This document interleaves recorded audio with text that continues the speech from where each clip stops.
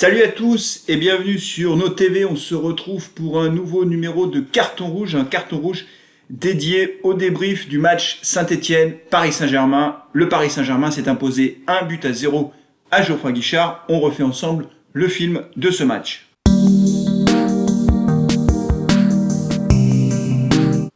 Les Parisiens sont venus à Geoffroy Guichard et se sont imposés presque tranquillement, j'ai envie de dire. C'est un résultat extrêmement frustrant pour les Stéphanois parce que quand on regarde la physionomie du match, au fond, le match était assez équilibré et c'est vrai que je pense que le match nul aurait été plus juste finalement et aurait été un meilleur reflet de la façon dont ce match s'est déroulé. En première mi-temps, il ne s'est pas passé grand-chose. On pourrait même dire qu'il ne s'est quasiment rien passé en réalité.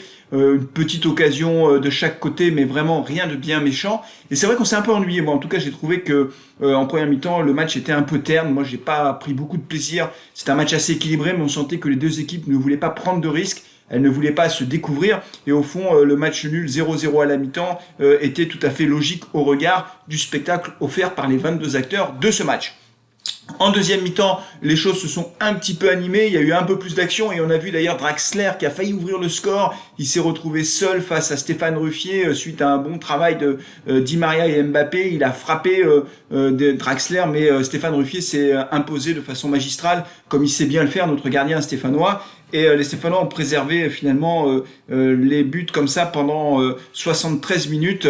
73e minute, c'est l'heure, le moment du match durant lequel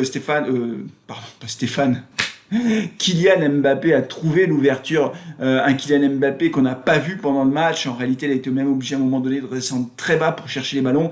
Et il a une occasion et il met un but incroyable, un but qui vient de nulle part. Kylian Mbappé, il prend le ballon de volée, une reprise de volée acrobatique qui part dans la lucarne de Stéphane Ruffier. Je pense que vous avez vu le but, c'est vraiment un but exceptionnel. Et tout part en fait d'une mauvaise relance de Stéphane Ruffier. Alors, j'ai regardé sur les réseaux sociaux, il y en a qui disent que c'est inacceptable parce qu'il y avait également eu une mauvaise relance face à Lyon qui nous coûte la défaite face aux Lyonnais. Et là, de la même façon, il dégage dans l'axe. C'est surtout ça qu'on peut lui reprocher. Et là, après, ça va très vite à une touche de balle. Les Parisiens se retrouvent à marquer ce but. Bon, Stéphane Ruffier, il nous a tellement rapporté de points que j'ai du mal à lui en vouloir. Mais c'est vrai que là, franchement, il faut qu'il fasse attention parce que face à des équipes comme Paris, ça pardonne pas une demi-occasion et ça fait but. Et puis les Verts auraient pu marquer également par l'intermédiaire de Silva sur un bon centre d'Amouma, mais après, il n'y a pas eu beaucoup d'occasions. Ce qui fait que les Parisiens s'imposent sans forcer, il faut le dire, à Geoffroy Guichard. 1-0, ça fait pas nos affaires au classement parce que les Stéphanois restent collés avec 40 points au classement et derrière ça pousse, que ce soit Marseille ou Lyon qui reprend des points d'avance. C'est vrai que les Stéphanois sont un petit peu en difficulté dans cette lutte pour les places européennes.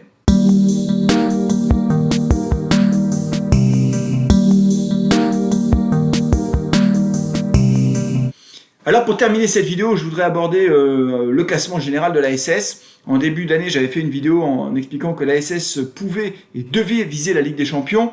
Là, on peut dire objectivement qu'elle s'éloigne de la Ligue des Champions parce que les Stéphanois perdent du terrain face à leurs concurrents, face à leurs rivaux pour la course à l'Europe. Et moi, je trouve que c'est un petit peu inquiétant. La défaite sèche à Rennes 3-0 a été très difficile à accepter et puis la victoire face à Strasbourg a été difficile à se décider. Donc maintenant il va falloir enchaîner avec d'abord un déplacement à Dijon et puis après on va également se déplacer à Marseille. Donc il va falloir faire très attention parce que Marseille revient fort dans la course.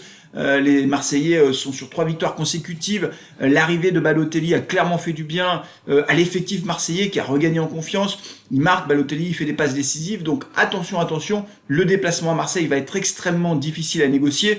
Bien sûr, on essaiera de faire un live pour ce déplacement à Marseille. Mais c'est vrai que les Stéphanois, là, s'ils veulent continuer à rester dans la course pour la Coupe d'Europe et au moins l'Europa League, je vous rappelle qu'il faut être 4e, eh ben, il va falloir qu'ils engrangent des points et qu'ils aillent s'imposer à Dijon dès vendredi prochain. Le match aura lieu à 19h, donc je vous invite évidemment à suivre ce match et à encourager les Stéphanois qui vont en avoir besoin dans cette dernière ligne droite. Le championnat va être très compliqué à négocier, cette dernière ligne droite. Et puis on essaiera aussi, je vous le dis pour vous qui êtes abonnés et qui suivez Carton Rouge, on va essayer de faire un live mardi soir pour non pas commenter un match puisqu'il n'y a pas de match le mardi soir, mais un carton rouge magazine spécial avec des invités en plateau. On fera ça en plateau, et puis également j'essaierai d'avoir un invité par téléphone. On parlera de la saison de la SS, on abordera tous les sujets chauds, et puis d'ailleurs n'hésitez pas à me dire en commentaire s'il y a des sujets que vous souhaitez que nous abordions pendant cette émission, sachant qu'évidemment elle sera interactive et qu'en fonction de vos réactions ou de vos questions, on pourra interagir avec vous. C'est ça aussi la magie du live, et tout ça c'est rendu possible grâce à Internet. Donc on fera cette émission en live, soyez présents, mais bien sûr je vous en reparlerai, on communiquera dessus pour que vous puissiez vous connecter. Mardi, je pense qu'on fera cette émission à 19 h. Voilà, c'est tout pour aujourd'hui. Merci d'avoir suivi cette vidéo, merci pour les abonnements, merci pour les likes. Je vous dis à très bientôt et allez les Verts. Salut à tous.